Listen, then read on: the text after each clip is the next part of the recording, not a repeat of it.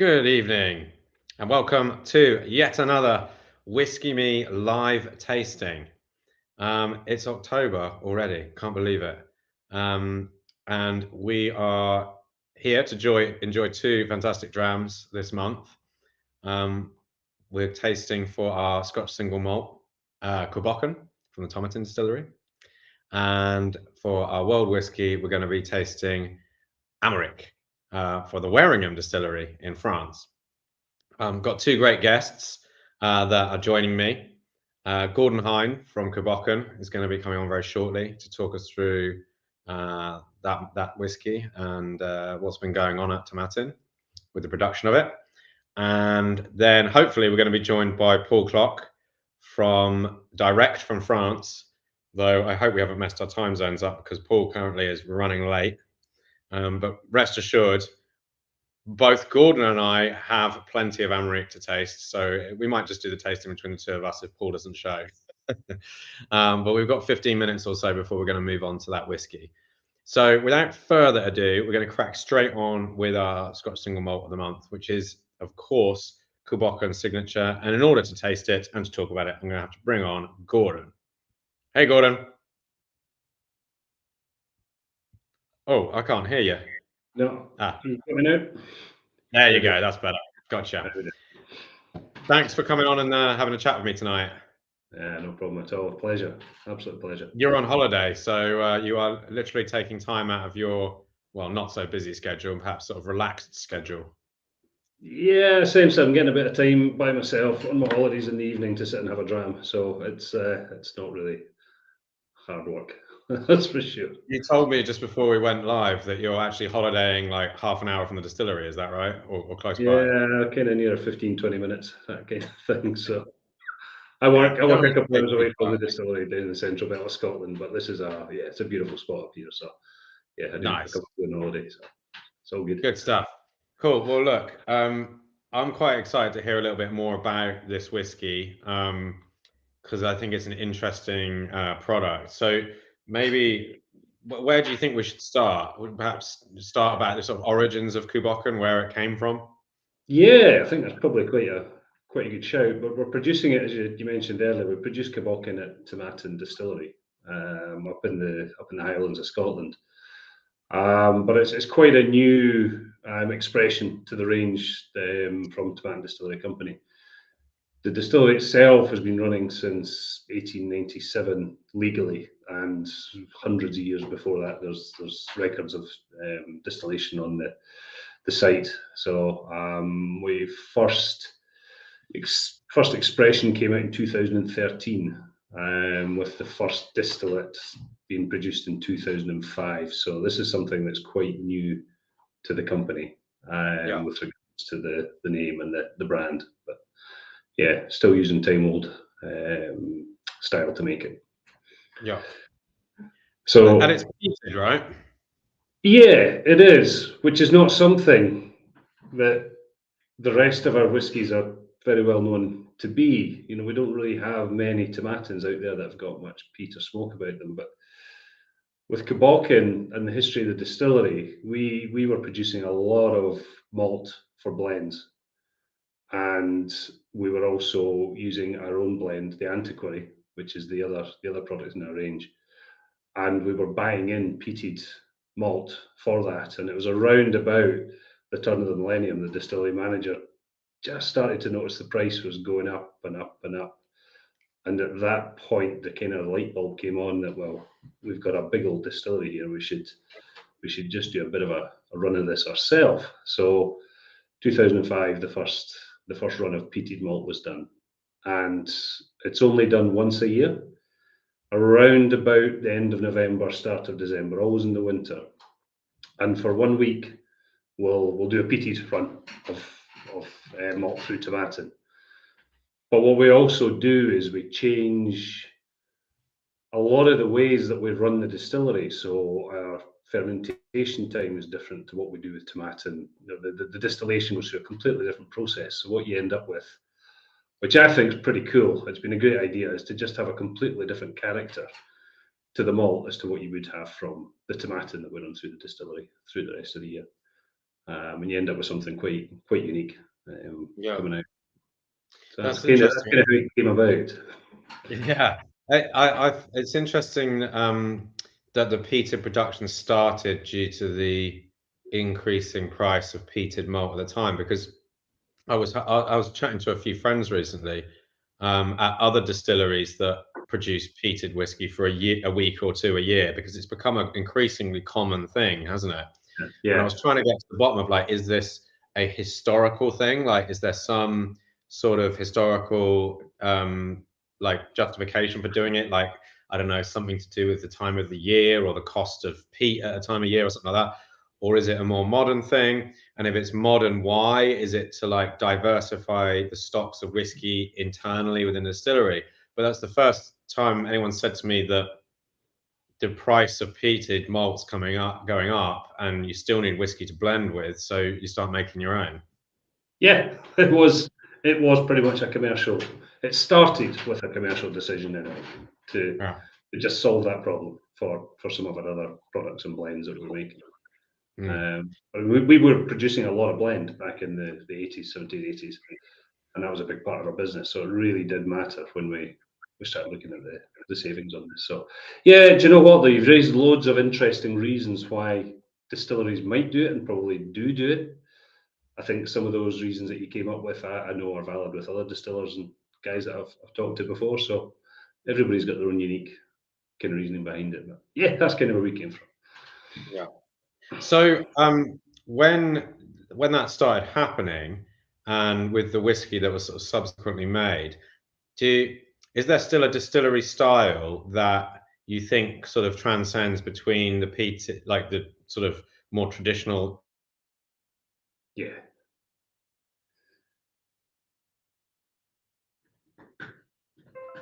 use different casks for some of the expressions with Bòcan, but the rest of the production parameters, I guess, are much the same, and it's the same stills. Is it the same kind of fermentations and mashing and that kind of thing? Yeah, so it's the same stills. All of the kit that we use, nothing's taken out or replaced, or all we do is we just use it in a slightly different way. So we don't ferment for as long as we do with tomatin. But at the moment, with tomatin, we've potentially got one of the longest fermentations in the industry, and that we're in the tons for almost a week at the moment. Oh, really? Yeah, by which time, the yeast is done. It's done its work and it's Yeah. resting itself. But we do have the capacity to leave it in there for that little bit longer, and it gives us this really lovely fruity edge that you get in tomato. Yeah. But Balkan, we'll have a different fermentation time, so it gives us a different character on the new make spirit with flavors. Just It's for still anyone who's not sorry, just for anyone who's not familiar with the fermentation times, normally you're looking at sort of what, like 3 days, maybe 4 days is not that uncommon. But that would be considered quite long. So a I was week about to is say 3 to 4 days is considered quite long. yeah, A lot of distillers will 2 days will do the work, going yeah, into 2.5 days. So we're quite lucky in the way that we do things up at Tomatin, and that we were once the biggest distillery in Scotland in the yeah. 70s, and we had 26 stills in there, all ploughing away, and we've got less than half of that in operation now. So we work not to capacity. We're not having to sweat every single minute out of the distillation period. We can really go at our own pace and do it the way we want, and that's why the fermentation can be so long. So we still have a nice long fermentation in Bòcan as well, which is really important to make the point of. We just don't do it for a week. Yeah. So Okay. we're literally running batches of Bòcan through for 1 week in December. Fermentation at a different time. Lots of different areas of the process. We've just tweaked them so that it is a completely different product. So it's not a peated tomatin. This is a standalone spirit that doesn't have the same base character as any other out there. Got you. And a lot of distilleries have a kind of silent period, like in the winter, where they clean or whatever, or shut down for a bit. Everyone takes a break. Is that something that kind of comes after your peated week or before, or 100%. That's the reason why we do it at that time. We've yeah, got to get everything stripped down and get all the phenols out of the whole system before we fire it back up after Christmas. But you know, as a business, we shut down over Christmas time completely. So again, we don't need to be producing right through that period. So we've got that I can luxury. imagine getting rid of the peatiness is really hard, like because that stuff tends to linger around, doesn't it? I mean, whether it's in the glass or on your breath the morning after, peated whiskey has a habit of sticking around, doesn't it? It clings to everything, doesn't it? And that's no different around the distillery. I mean, the whole place smells completely different on that 1 week of the year. You know, it's just like a foreign distillery to us where there's this really strong peaty smell Yeah, coming it out. must feel like a different workplace altogether because it's such a strong smell, isn't it? Yeah, it's a lot of fun. You know, the Tomatin Distillery Company, we're quite experimental. We're quite experimental with Bòcan. We've got some really interesting bits and pieces out there we've been releasing over the last couple of years. We've got so many different wine casks lying down and all sorts that we've played with Bòcan as well. So we're very Yeah, serious about what we've got here, which is our kind yeah, of exactly. I was going to say, so what about this particular one then? What's going on in this one? yeah. The So signature. with the signature, which is our flagship for the brand. We use 3 different cask types, and we have a set recipe with the kind of percentages we use from that. So we've got bourbon casks, which as you would expect. So American oak, around about 60% of the makeup of the spirit comes from the bourbon casks. That gives us honeys. It gives us even a little bit of coconut, maybe some milk chocolate, kind of starting to get into the flavors there.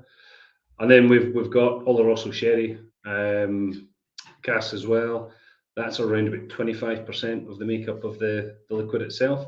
That one's giving it a little bit more of those kind of Christmassy notes. There's a bit of treacle going on, a little bit of almost like a coffee bitterness that goes through it, and it adds a nice little bit of spice as well. And the spices for me in this are really interesting. You've got kind of your paprikas and other bits and pieces going on, which Yeah. I think are quite unique.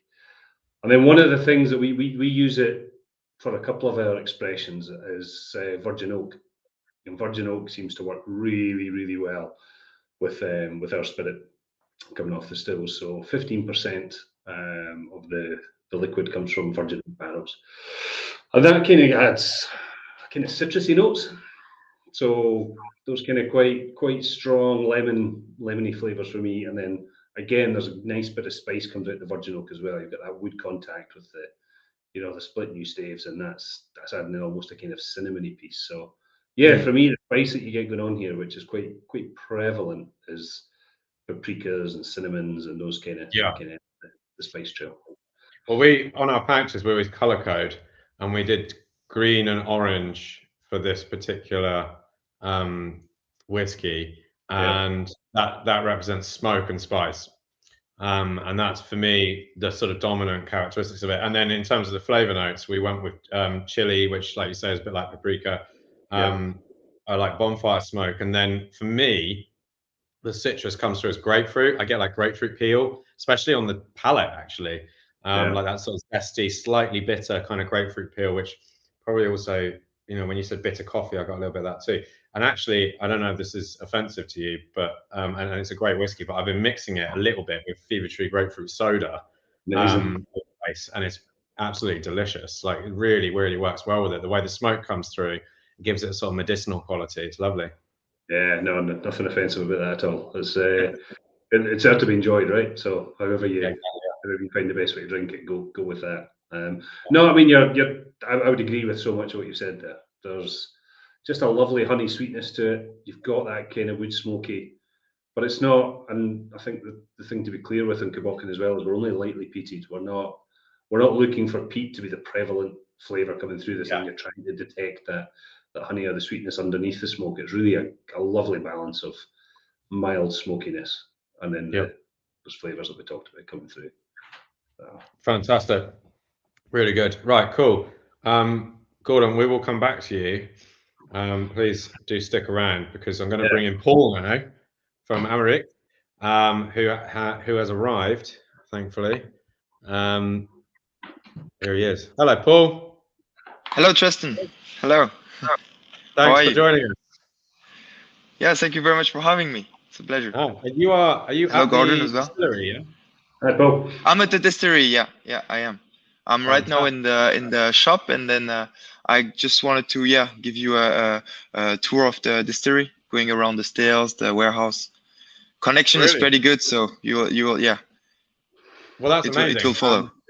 We're going to get a proper interactive tour with questions, which I'll fire at you as we go from any of the audience.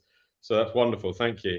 Well, maybe we've only got like 15 or 20 minutes, so maybe you want to start the tour and perhaps maybe kick it off with a little bit of definitely history, I think, because like the history of the French whiskey category is really tied into your distillery and your brand, and so I think it would be great for our members to hear a little bit about how Waringham kind of pioneered French whiskey, really. Yeah, as you said, the distillery is the pioneer in the French whiskey, and especially in the Breton whiskey. We like to name ourselves really from the Celtic part, the Bretagne.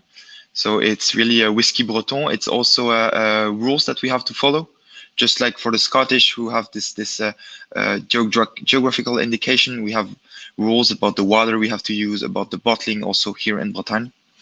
And it all started the distillery in 1900. So that was really about liqueurs and fruit liqueurs, apple eau de vie. But in '83 we started with the distillery and of whiskey. And it was before only with wheat whiskey, so blended whiskeys that we were doing. And until '93, it was just all about blended whiskeys. And then we bought really stills that we're gonna see just after, that are proper pot stills. So also in copper, and they really do a really fruity and quite oily style of whiskey, where we can really choose our how do you say, the heart of the distillate of the new make, where we couldn't with the column stills that we were using 10 years for 10 years. And now we are doing mostly single malts. Armorik is only single malt, and we all have we also have the Unilez, which is our peated version. Okay. That we do 2 weeks a year. We do peated new make. So that's about the story, a bit short, maybe. What we are doing now is also a lot of Shushen. Maybe you know about this. It's honey wine. It's we are like the biggest producers in France of this honey wine. It's around 15 degrees, and we age it in casks, and then use the cask also to age whiskey. That's becoming bigger and bigger for us. It's a very local beverage, and whiskey is still 80%. It's made from fermented honey, is it? Yeah. It's called hydromel. Yeah. We call it mead. Yeah, or mead. Yeah. It's very known in Denmark, and also here in Bretagne. It's a Viking thing and a very Bretagne thing. It was sold to people like a medicine for the flu back in the days in the 30s. It's still considered a very Celtic thing in the British Isles as well. It's kind of made in Wales and in Somerset and in the extremities, which obviously share quite a history with Brittany as well. So yeah. Yeah, and it's also something that is quite easy to do. We have a lot of honey, honey brewer here around, and they would sometimes just leave some honey with water somewhere and forget about it, and then it just gives some hydromel, and that's a lot drunk here around. But yeah, back to whiskey. I'm gonna bring you in the still room. It's a bit noisy, so I'm gonna try to give you. I'm wondering if you turn your camera on the side, the other way around, because you're on a phone or something, will it perhaps give us a wide shot? Yeah, I was checking how I can do this. Yeah.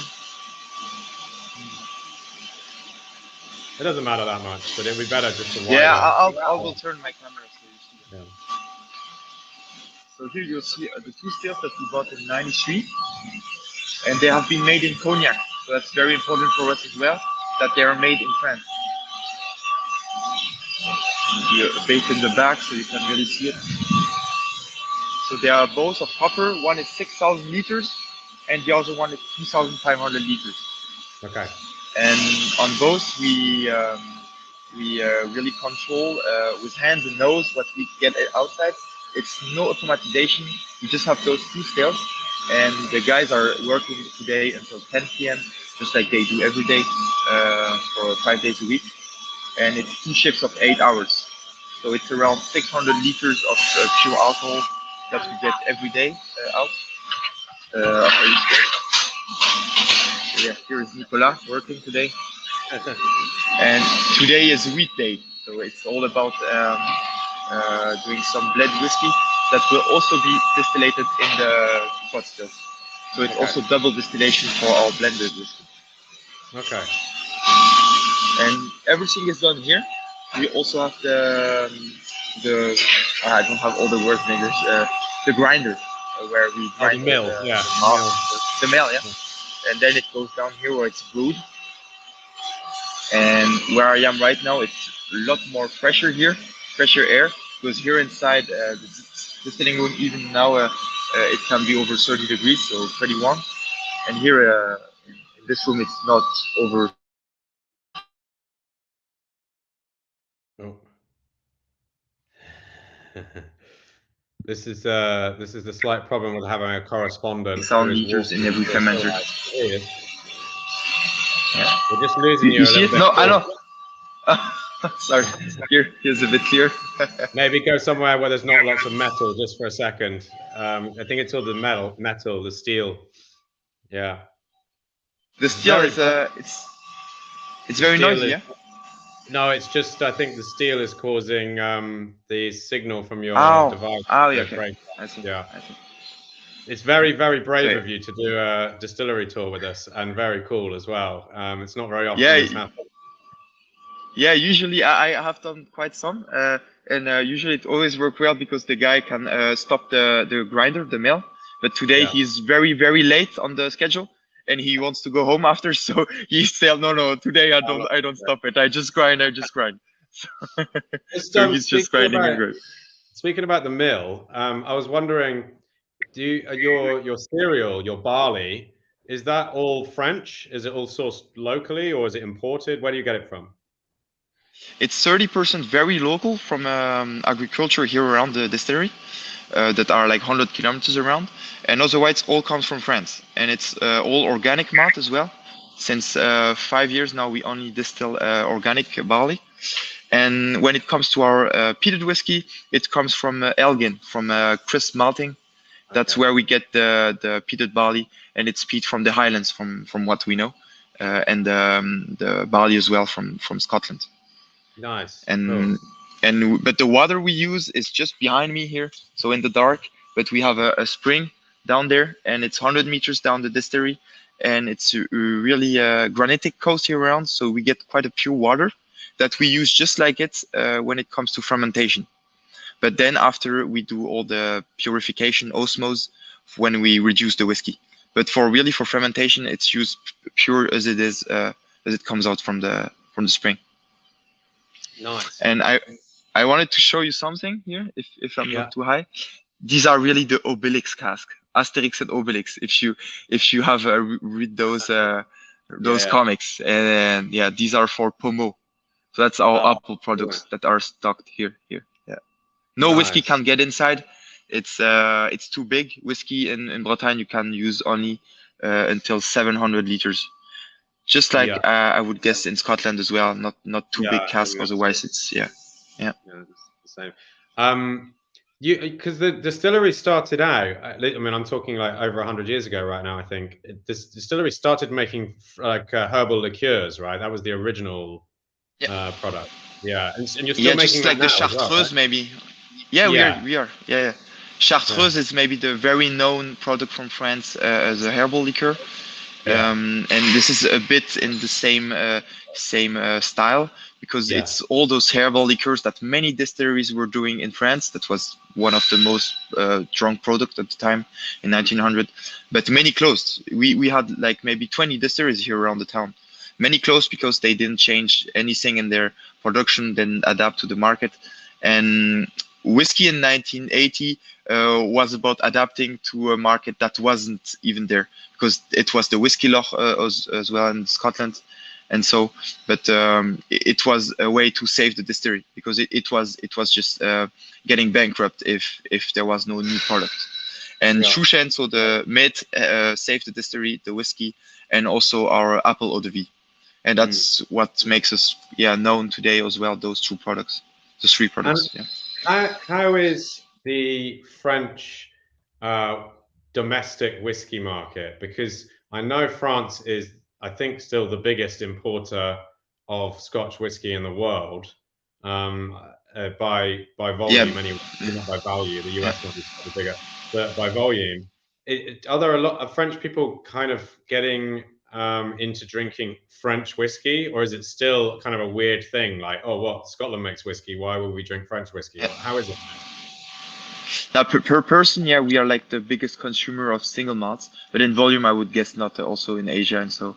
But it's today, I'm working at the distillery since 3 years, and I have really seen the shops here around the distillery and in France having not any French whiskies, to 2 years ago having 2-3 brands, and today having a whole range of maybe 15-20 brands of different French whiskies.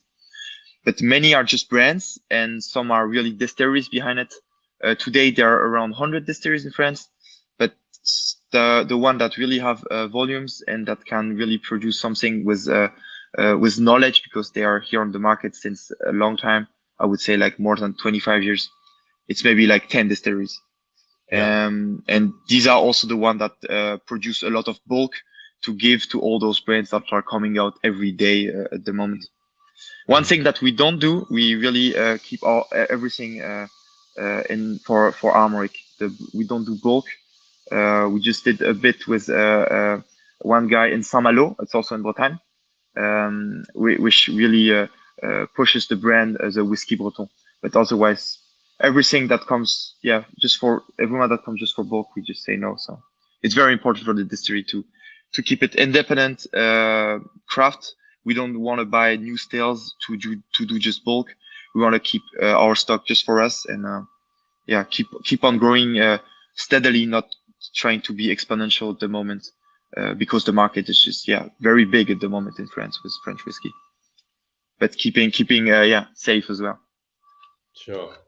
All right, cool. Well, look, I think we should taste some of this. Did you say you're going to take us into the warehouse as well? Because that's the best. I am. No.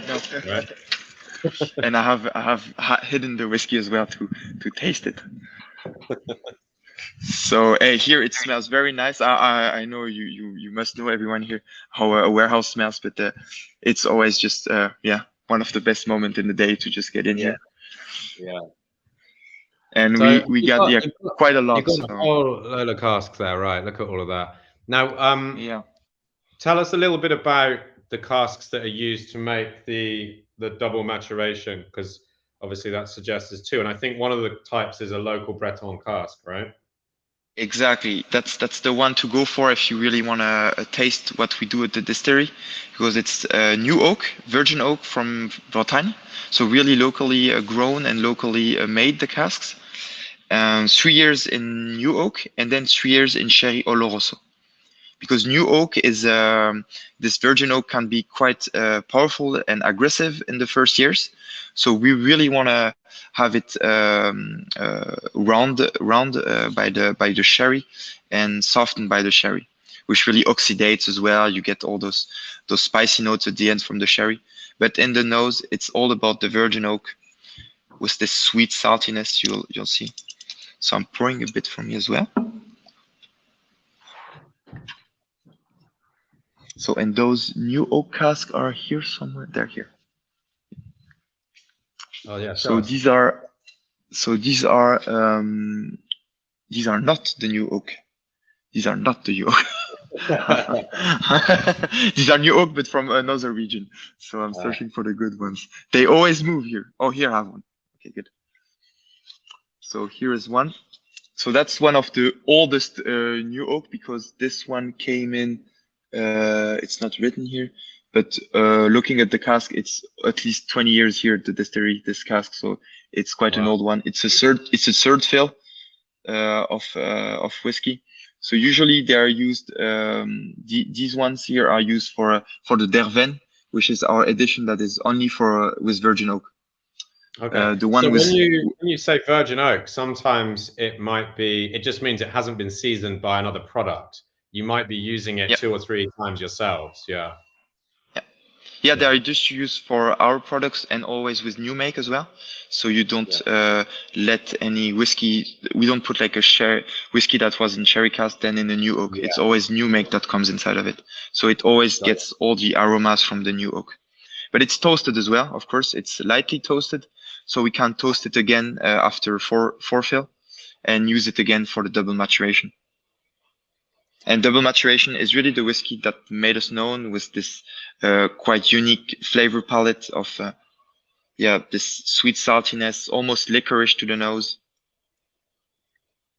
And in the mouth, you get all this oiliness from the wood, but also from what we do with the new make.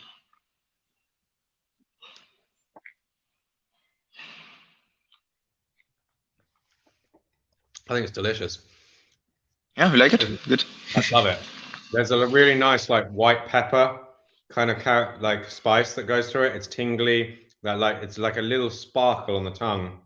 But then in addition to that, I think his naming is apt because you really get some wonderful kind of characteristics from the oak coming through, whether that's the sherry cask or the Breton cask or both. I don't know, but you really get that toasted oak. It's like nutty. I think it's really, really nice whiskey. Yeah, almost at some moment it can be a bit smoky as well at the aftertaste. So yeah, Gordon. Yeah. What's your thought on it? I think that is the first French whiskey I've ever tasted. Oh, great! But I say, so as we say here. Yeah, I feel like I might be starting to top you. That is an absolutely glorious drink. It's lovely, isn't it? Yeah. The spice really comes through for me, and that's my style of whiskey. I love it. A bit of spice personally. Coming from you guys from Bòcan, it's really heartwarming to hear because I really love your stuff. So yeah, I see Scott at many shows, and I always taste some of his stuff. So yeah, nice. This is just top notch. So brilliant work, Paul. Brilliant stuff, Paul. A brilliant tour. I mean, Kyle just said, "This is so cool. Have we ever had a tasting in a warehouse before?" The answer to that is, I think no. That's the first time we've done a Whisky Me live tasting in a warehouse. Part of the reason for that is that in Scotland, it all gets a little bit difficult with rules and regulations. The industry is pretty well locked down, whereas once you go international, everyone plays a little bit more kind of hard and fast with the rules, and they make their own rules, and it's different from place to place. And clearly in France, I mean, true to form, you can't just go whenever. Do whatever you like, really. Yeah. I mean, I should not show this to the toll, but you can go inside the warehouse. Just I should not open any cask, but it's all good. Yeah. No, fantastic. It's really good to do that and to see some of the barrels that you're actually maturing the whiskey in is pretty cool. So a lot of bourbon as well here. The peated bourbon casks that we use. I mean, peated whiskey inside, not seasoned cask with peat, and then a lot of French oak wine cask as well. We have to do with our own stuff as well. Wineries from all over France. A lot of partnership with them. Nice. I mean, so what sort of percentage of your production is peated whiskey? How much are you making? Because we've been talking to Gordon quite a bit about peated, and you know what Tomatin does for a week's worth of peated whiskey for across a year. So how much are you making there at Warringham? Now we do around 2 weeks a year of peated whiskey since now 6 years, and it's approx 40,000 bottles that we can bottle each year. But for now we are going around 50,000, so we keep a lot of it aging. In 1 or 2 years we will have our 10-year coming out, because for now it's all about 4 and 6 years old peated whiskies, and we have some older whiskies from peated whiskey from Belgium. The one from Elgins, Chris Martin, it's only since 6 years. But it's really something we want to go more and more in the peated whiskey, because we have good feedbacks on what we do with it, and it's just also I came to whiskey with peated whiskey. Erwan, the maître de chai as well. So we love it, and we want to continue to do it. Maybe next year it's 3 weeks of peated whiskey, then 4 weeks. It's all about making also what we love here at the distillery. So peated whiskey is it. So. Oh, well, you need to start finding some French peat bogs, and we have. Yeah, you found some. Okay. Cool. Yeah, there are some just maybe 20 kilometers from us, but can't use. You have to come to you guys. Yeah, for sure. It's all protected areas, and it's inside regional parks. You can't use it. Yeah, it was before, but not since 5 years now. So. Yeah, that's often the case with peat. I was just thinking though. I mean, your distillery is closer to where I live than any of the distilleries in Scotland. Because I'm on the south coast in Cornwall. And Brittany is only a little stretch of water across. And this is probably true for quite a lot of people, a lot of our members who live in the south of the UK anyway. Like, you're not that far away. And I, for one, am thinking, I probably should take a trip to Brittany. It's been a while since I came over, and maybe come visit you. Yeah, just a ferry away. Yeah. From Roscoff. Yeah. Roscoff is a little city here, also 1 hour from us, and we get quite a lot of English people around the summertime. Coming. Yeah. But never too much. So I used to do that trip when I was a child. We'd get the ferry from Plymouth to Roscoff, but I wasn't drinking whiskey then. So all right. Yeah. Well, look, guys, thank you so much. That's been very educational from both of you. Learning about Bòcan and what's going on there with the peated, and then Paul, your fantastic distillery tour, live distillery tour. Really appreciate that. So gents, thank you once again. Thank you everyone for tuning in. Just one more thing before we go. We have a big announcement happening tomorrow at Whisky Me, and it's not to do with whiskey. So keep your eyes peeled on our social media feed, because all will be revealed tomorrow. We've actually been teasing it for the last week, and this announcement is going to happen tomorrow. Actually, one more thing as well is we just put 2 bottles on our bottle shop, which were basically 2 casks that we purchased from Strathern Distillery about 4 years ago, and we released it as a special whiskey when we reached 1,000 subscribers, I think, and we bottled a bit of the extra, and we thought we'd sold it all.